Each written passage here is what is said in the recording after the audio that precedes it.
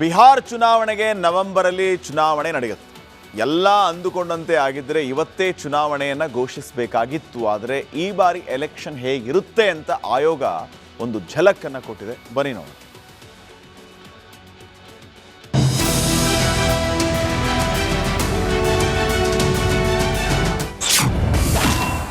November 22ರ ಒಳಗೆ ಬಿಹಾರ ಚುನಾವಣೆ. ಇವಿಎಂನಲ್ಲಿ ಅಭ್ಯರ್ಥಿಗಳ ಕಲರ್ ಫೋಟೋ. ಬಿಹಾರ ಚುನಾವಣೆಗೆ ಕೌಂಟೌನ್ ಶುರುವಾಗಿದ್ದು, ಭಾರತೀಯ ಚುನಾವಣಾ ಆಯೋಗ ಇಂದು ಬಿಹಾರ ವಿಧಾನಸಭಾ ಚುನಾವಣೆಗೂ 17 ಹೊಸ ಬದಲಾವಣೆಯನ್ನ ಮಾಡಿದೆ. ಅಲ್ಲದೆ ನವೆಂಬರ್ 22ರ ಒಳಗಾಗಿ ಎಲೆಕ್ಷನ್ ನಡೆಸುವುದಾಗಿ ಘೋಷಿಸಿದೆ.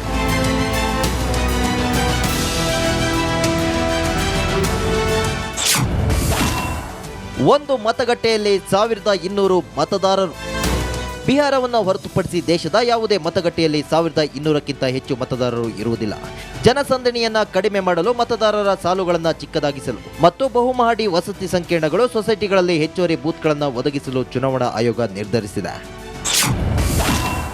ಇಷ್ಟು ದಿನ ನಡೆಯುತ್ತಿದ್ದ ಚುನಾವಣೆಗಳ ಇವಿಎಂನಲ್ಲಿ ಮತಪತ್ರಗಳು ಬ್ಲ್ಯಾಕ್ ಅಂಡ್ ವೈಟ್ ಇರುತ್ತಿದ್ವು. ಈ ಬಾರಿ ಸರಣಿ ಫಾಂಟ್ ಅಭ್ಯರ್ಥಿ ಫೋಟೋ ಕಲರ್ ಇರುತ್ತೆ. ಈ ಹಿಂದೆ ಮೊಬೈಲ್ ಅನ್ನು ತರುವುದಕ್ಕೆ ನಿಷೇಧ ಹೇರಲಾಗಿತ್ತು.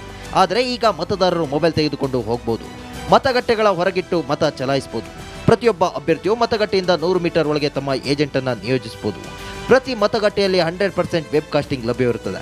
ಈ ಹಿಂದೆ ಕನಿಷ್ಠ 50% ಅಥವಾ 60% ಬೂತ್ಗಳಲ್ಲಿ ವೆಬ್ ಕಾಸ್ಟಿಂಗ್ ಲಭ್ಯವಿತ್ತು.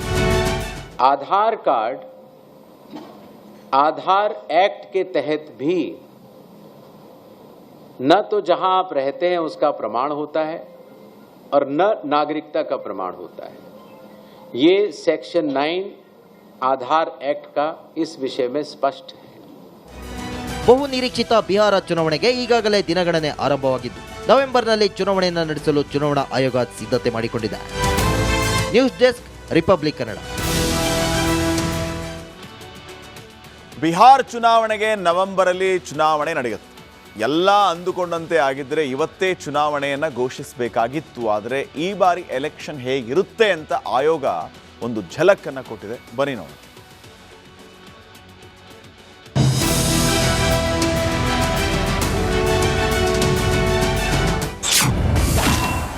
ನವೆಂಬರ್ 22ರ ಒಳಗೆ ಬಿಹಾರ ಚುನಾವಣೆ. ಇವಿಎಂನಲ್ಲಿ ಅಭ್ಯರ್ಥಿಗಳ ಕಲರ್ ಫೋಟೋ. ಬಿಹಾರ ಚುನಾವಣೆಗೆ ಕೌಂಟೌನ್ ಶುರುವಾಗಿದ್ದು, ಭಾರತೀಯ ಚುನಾವಣಾ ಆಯೋಗ ಇಂದು ಬಿಹಾರ ವಿಧಾನಸಭಾ ಚುನಾವಣೆಗೂ 17 ಹೊಸ ಬದಲಾವಣೆಯನ್ನ ಮಾಡಿದೆ. ಅಲ್ಲದೆ ನವೆಂಬರ್ 22ರ ಒಳಗಾಗಿ ಎಲೆಕ್ಷನ್ ನಡೆಸುವುದಾಗಿ ಘೋಷಿಸಿದೆ.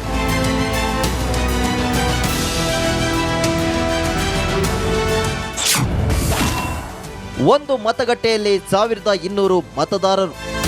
ಬಿಹಾರವನ್ನು ಹೊರತುಪಡಿಸಿ ದೇಶದ ಯಾವುದೇ ಮತಗಟ್ಟೆಯಲ್ಲಿ 1200ಕ್ಕಿಂತ ಹೆಚ್ಚು ಮತದಾರರು ಇರುವುದಿಲ್ಲ. ಜನಸಂದಣಿಯನ್ನ ಕಡಿಮೆ ಮಾಡಲು, ಮತದಾರರ ಸಾಲುಗಳನ್ನು ಚಿಕ್ಕದಾಗಿಸಲು ಮತ್ತು ಬಹುಮಹಡಿ ವಸತಿ ಸಂಕೀರ್ಣಗಳು, ಸೊಸೈಟಿಗಳಲ್ಲಿ ಹೆಚ್ಚುವರಿ ಬೂತ್ಗಳನ್ನು ಒದಗಿಸಲು ಚುನಾವಣಾ ಆಯೋಗ ನಿರ್ಧರಿಸಿದೆ. ಇಷ್ಟು ದಿನ ನಡೆಯುತ್ತಿದ್ದ ಚುನಾವಣೆಗಳ ಇವಿಎಂನಲ್ಲಿ ಮತಪತ್ರಗಳು ಬ್ಲ್ಯಾಕ್ ಅಂಡ್ ವೈಟ್ ಇರುತ್ತಿದ್ವು. ಈ ಬಾರಿ ಸರಣಿ ಫಾಂಟ್ ಅಭ್ಯರ್ಥಿ ಫೋಟೋ ಕಲರ್ ಇರುತ್ತೆ. ಈ ಹಿಂದೆ ಮೊಬೈಲ್ ಅನ್ನು ತರುವುದಕ್ಕೆ ನಿಷೇಧ ಹೇರಲಾಗಿತ್ತು. ಆದರೆ ಈಗ ಮತದಾರರು ಮೊಬೈಲ್ ತೆಗೆದುಕೊಂಡು ಹೋಗಬಹುದು. ಮತಗಟ್ಟೆಗಳ ಹೊರಗಿಟ್ಟು ಮತ ಚಲಾಯಿಸಬಹುದು. ಪ್ರತಿಯೊಬ್ಬ ಅಭ್ಯರ್ಥಿಯು ಮತಗಟ್ಟೆಯಿಂದ 100 ಮೀಟರ್ ಒಳಗೆ ತಮ್ಮ ಏಜೆಂಟ್ ಅನ್ನು ನಿಯೋಜಿಸಬಹುದು. ಪ್ರತಿ ಮತಗಟ್ಟೆಯಲ್ಲಿ 100% ವೆಬ್ ಕಾಸ್ಟಿಂಗ್ ಲಭ್ಯವಿರುತ್ತದೆ. ಈ ಹಿಂದೆ ಕನಿಷ್ಠ 50% ಅಥವಾ 60% ಬೂತ್ಗಳಲ್ಲಿ ವೆಬ್ ಕಾಸ್ಟಿಂಗ್ ಲಭ್ಯವಿತ್ತು. आधार एक्ट के तहत भी न तो जहां आप रहते हैं उसका प्रमाण होता है और न नागरिकता का प्रमाण होता है. ये सेक्शन 9 आधार एक्ट का इस विषय में स्पष्ट है. ಬಹು ನಿರೀಕ್ಷಿತ ಬಿಹಾರ ಚುನಾವಣೆಗೆ ಈಗಾಗಲೇ ದಿನಗಣನೆ ಆರಂಭವಾಗಿದ್ದು, ನವೆಂಬರ್ನಲ್ಲಿ ಚುನಾವಣೆಯನ್ನು ನಡೆಸಲು ಚುನಾವಣಾ ಆಯೋಗ ಸಿದ್ಧತೆ ಮಾಡಿಕೊಂಡಿದೆ. News desk, republic Kannada. Bihar ಚುನಾವಣೆಗೆ ನವೆಂಬರಲ್ಲಿ ಚುನಾವಣೆ ನಡೆಯುತ್ತೆ. ಎಲ್ಲ ಅಂದುಕೊಂಡಂತೆ ಆಗಿದ್ರೆ ಇವತ್ತೇ ಚುನಾವಣೆಯನ್ನು ಘೋಷಿಸಬೇಕಾಗಿತ್ತು. ಆದರೆ ಈ ಬಾರಿ ಎಲೆಕ್ಷನ್ ಹೇಗಿರುತ್ತೆ ಅಂತ ಆಯೋಗ ಒಂದು ಝಲಕನ್ನು ಕೊಟ್ಟಿದೆ. ಬನ್ನಿ ನೋಡಿ.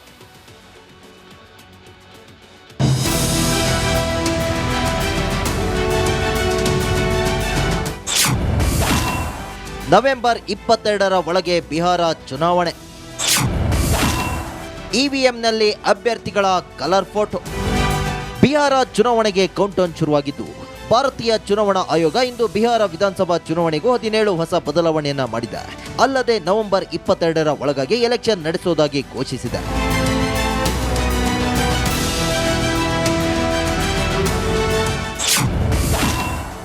ಒಂದು ಮತಗಟ್ಟೆಯಲ್ಲಿ 1200 ಮತದಾರರು. ಬಿಹಾರವನ್ನು ಹೊರತುಪಡಿಸಿ ದೇಶದ ಯಾವುದೇ ಮತಗಟ್ಟೆಯಲ್ಲಿ 1200ಕ್ಕಿಂತ ಹೆಚ್ಚು ಮತದಾರರು ಇರುವುದಿಲ್ಲ. ಜನಸಂದಣಿಯನ್ನ ಕಡಿಮೆ ಮಾಡಲು, ಮತದಾರರ ಸಾಲುಗಳನ್ನು ಚಿಕ್ಕದಾಗಿಸಲು ಮತ್ತು ಬಹುಮಹಡಿ ವಸತಿ ಸಂಕೀರ್ಣಗಳು, ಸೊಸೈಟಿಗಳಲ್ಲಿ ಹೆಚ್ಚುವರಿ ಬೂತ್ಗಳನ್ನು ಒದಗಿಸಲು ಚುನಾವಣಾ ಆಯೋಗ ನಿರ್ಧರಿಸಿದೆ. ಇಷ್ಟು ದಿನ ನಡೆಯುತ್ತಿದ್ದ ಚುನಾವಣೆಗಳ ಇವಿಎಂನಲ್ಲಿ ಮತಪತ್ರಗಳು ಬ್ಲ್ಯಾಕ್ ಅಂಡ್ ವೈಟ್ ಇರುತ್ತಿದ್ವು.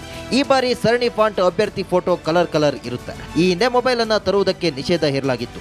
ಆದರೆ ಈಗ ಮತದಾರರು ಮೊಬೈಲ್ ತೆಗೆದುಕೊಂಡು ಹೋಗಬಹುದು. ಮತಗಟ್ಟೆಗಳ ಹೊರಗಿಟ್ಟು ಮತ ಚಲಾಯಿಸಬಹುದು. ಪ್ರತಿಯೊಬ್ಬ ಅಭ್ಯರ್ಥಿಯು ಮತಗಟ್ಟೆಯಿಂದ 100 ಮೀಟರ್ ಒಳಗೆ ತಮ್ಮ ಏಜೆಂಟ್ ಅನ್ನು ನಿಯೋಜಿಸಬಹುದು.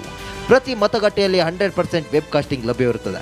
ಈ ಹಿಂದೆ ಕನಿಷ್ಠ 50% ಅಥವಾ 60% ಬೂತ್ಗಳಲ್ಲಿ ವೆಬ್ ಕಾಸ್ಟಿಂಗ್ ಲಭ್ಯವಿತ್ತು. आधार एक्ट के तहत भी न तो जहां आप रहते हैं उसका प्रमाण होता है और न नागरिकता का प्रमाण होता है. ये सेक्शन 9 आधार एक्ट का इस विषय में स्पष्ट है. ಬಹು ನಿರೀಕ್ಷಿತ ಬಿಹಾರ ಚುನಾವಣೆಗೆ ಈಗಾಗಲೇ ದಿನಗಣನೆ ಆರಂಭವಾಗಿದ್ದು, ನವೆಂಬರ್ನಲ್ಲಿ ಚುನಾವಣೆಯನ್ನು ನಡೆಸಲು ಚುನಾವಣಾ ಆಯೋಗ ಸಿದ್ಧತೆ ಮಾಡಿಕೊಂಡಿದೆ. News desk, republic Kannada. Bihar ಚುನಾವಣೆಗೆ ನವೆಂಬರಲ್ಲಿ ಚುನಾವಣೆ ನಡೆಯುತ್ತೆ. ಎಲ್ಲ ಅಂದುಕೊಂಡಂತೆ ಆಗಿದ್ದರೆ ಇವತ್ತೇ ಚುನಾವಣೆಯನ್ನು ಘೋಷಿಸಬೇಕಾಗಿತ್ತು. ಆದರೆ ಈ ಬಾರಿ ಎಲೆಕ್ಷನ್ ಹೇಗಿರುತ್ತೆ ಅಂತ ಆಯೋಗ ಒಂದು ಝಲಕನ್ನು ಕೊಟ್ಟಿದೆ. ಬನ್ನಿ ನೋಡಿ.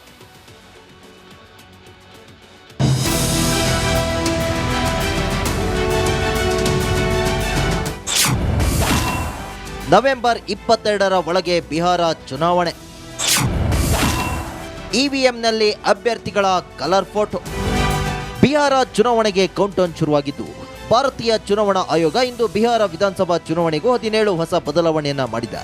ಅಲ್ಲದೆ ನವೆಂಬರ್ 22ರ ಒಳಗಾಗಿ ಎಲೆಕ್ಷನ್ ನಡೆಸುವುದಾಗಿ ಘೋಷಿಸಿದೆ.